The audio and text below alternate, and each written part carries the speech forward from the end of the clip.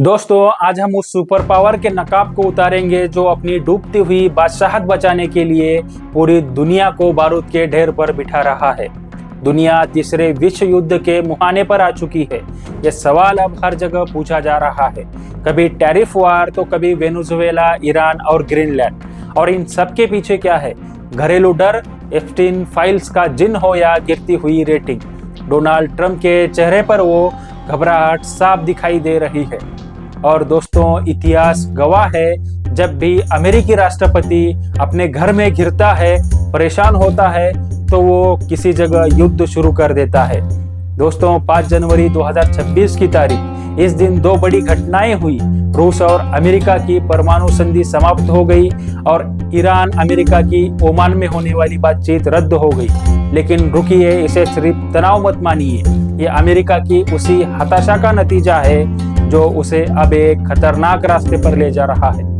आज हम बात करेंगे टैरिफ के टेरर से लेकर ईरान को इराक बनाने की उस पटकथा की जो वाशिंगटन में लिखी जा रही है, जो तीसरे विश्व युद्ध होने की आशंकाओं को जोर दे रही है। नमस्कार, अस्सलाम वालेकुम, मैं एसके हाजी और आप देख रहे हैं क्लियर व्यू न्यूज। आप सभी का स्वागत है।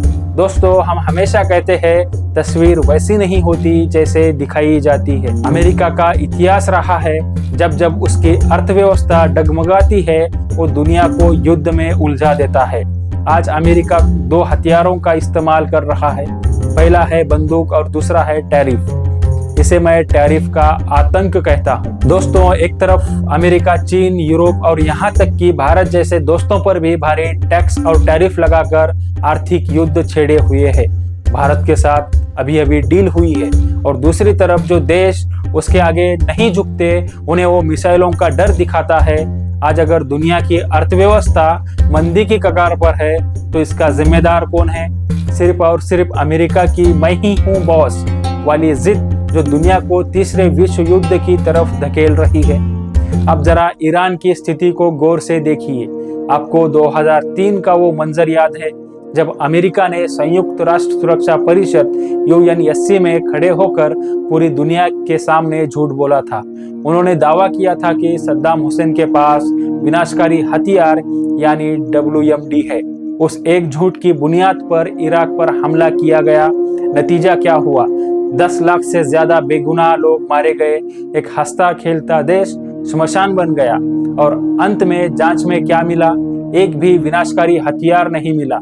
अमेरिका की वो खुफिया रिपोर्ट पूरी तरह फर्जी साबित हुई। दोस्तों, आज ठीक वही खूनी स्क्रिप्ट ईरान के लिए दोहराई जा रही है। मकसद परमाणु हथियार रोकना नहीं है, मकसद है ईरान को रोकना, ईरान के तेल पर कब्जा करना, ईरान की ताकत को कम करना। अमेरिका ने ईरान के सामने ऐसी शर्तें रखी जिन्हें कोई भी स्वाभिमानी देश नहीं मान सकता। यानी परमाणु तो दूर की बात है, अमेरिका चाहता है कि ईरान मिसाइल भी ना बनाए। ये कैसे संभव हो सकता है? दोस्तों, ये इतिहास को दोहराने की साजिश है, लेकिन इस बार अंजाम और भी भयानक हो सकता है। अमेरिका और ईरान के बीच युद्ध अब सिर्फ बयानों तक सीमित नहीं रहा। अमेरिका ने अपना विशाल नौसैनिक बेड़ा USS अब्राहम लिंकन खाड़ी में तैनात कर ईरान की पूरी तरह से घेराबंदी कर ली है। अमेरिका अपनी गिरती हुई साख बचाने के लिए जानबूझकर आक्रामक सैन्य प्रदर्शन कर रहा है। लेकिन सबसे बड़ी आशंका यह है कि अगर वाशिंगटन ने हमले की गलती की तो यह लड़ाई 2 देशों तक नहीं रुकेगी। रूस, जिसके साथ अमेरिका की परमाणु संधि समाप्त हो चुकी है और वो अब किसी भी नियम को मानने के लिए बाध्य नहीं है। और चीन, जो अमेरिका की हर चाल पर नजर गड़ाए बैठा है, वे इस युद्ध में निर्णायक भूमिका निभा सकता है। आशंका है कि रूस ईरान को उन्नत हथियार और न्यूक्लियर कवर देगा और चीन आर्थिक मोर्चे पर अमेरिका की कमर तोड़ सकता है।